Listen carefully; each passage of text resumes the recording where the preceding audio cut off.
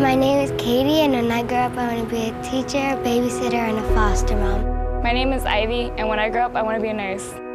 Hi, my name is Brianna, and when I grow up, I would like to be a choreographer. My name is Mackenzie, and I want to be a social worker when I grow up. My name is Nikki. When I grow up, I want to be an actress.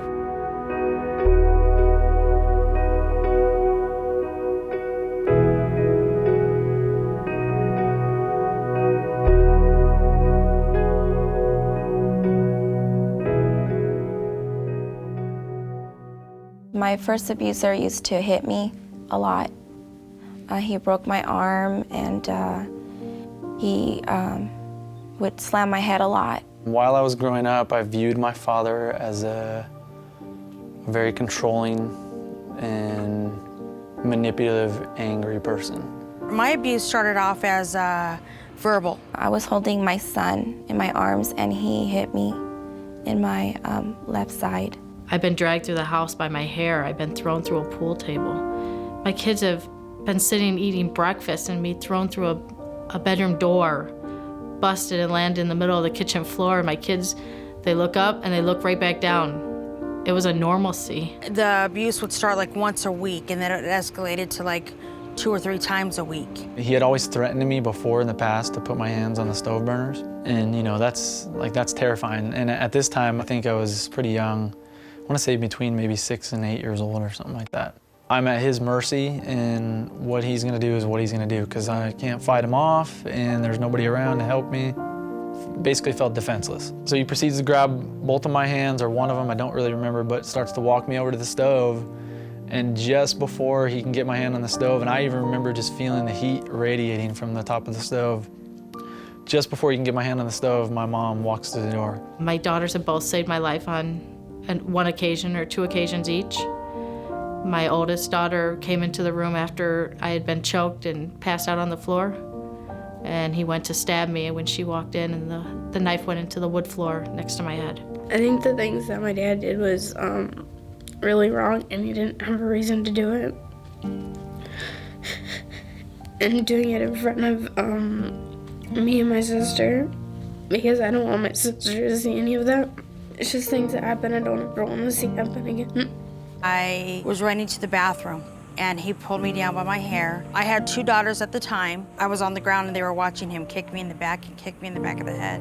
I wasn't noticing the damage I was doing to my children until that third party stepped in and let me know that it was time to start thinking about my children and not so much about myself.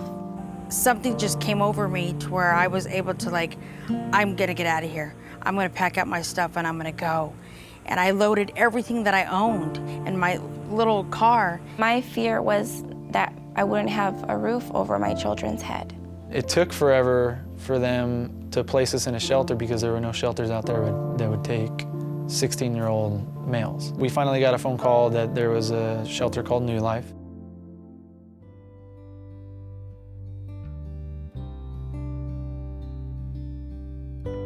My first impression of New Life Center was a new start, a good outlook for my children, something I had to put a lot of effort into as a single mother. I had called my mom, and she had gave me the number to the domestic violence hotline, and it came directly to the New Life Center. My ex-husband had taken my kids, and I didn't see them for 6 weeks. I didn't know where they were. I felt like the only mother there that didn't have her children, and it gave me the courage to fight even harder. We couldn't really have contact with any family or friends because our dad was the kind of person that would look for us and search us out and just try and track us down. I was at New Life Center for 3 months.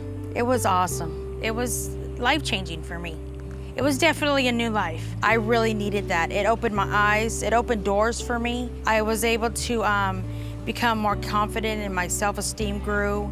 We had come from, you know, a 2-story house, 5 bedrooms. You know, we all had our own room, all had our own bathroom, a lot of space. You know, the silver lining of it, though, was we felt a relief, too. We were in an abusive home, and now we were out of that. Now we don't have to constantly look over our shoulder and, you know, worry about spilling something on the carpet. The reality that I was in a safe place and that I could be myself and I can be a good mother, calm, collected, start by helping my children's mental state and stay healthy, gain strength and willpower to go back out into the world.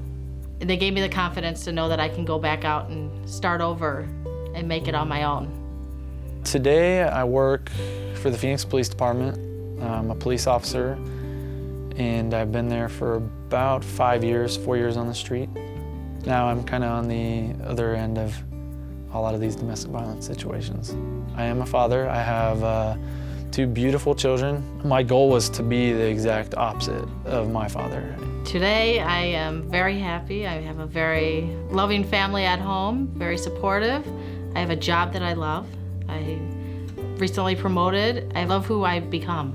After leaving New Life Center, I was able to go back to college, I'd say about 2 years later, and I graduated from my AA, and nobody in my family had graduated from college.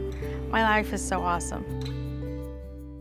My hope for my children after being at New Life is that they are capable of overcoming obstacles in their lives.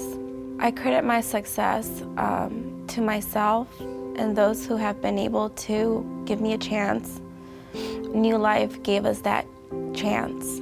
I know if I wouldn't have got out when I did, and the New Life Center didn't help me with the support that I got here, I would have ran back, and next time would have been bad. I don't think I'd be alive today if it wasn't to the New Life Center.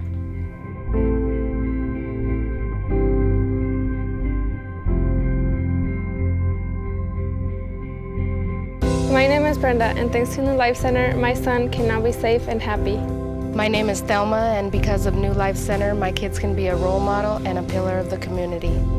My name is Chris, and because of the New Life Center, my children have a bright future.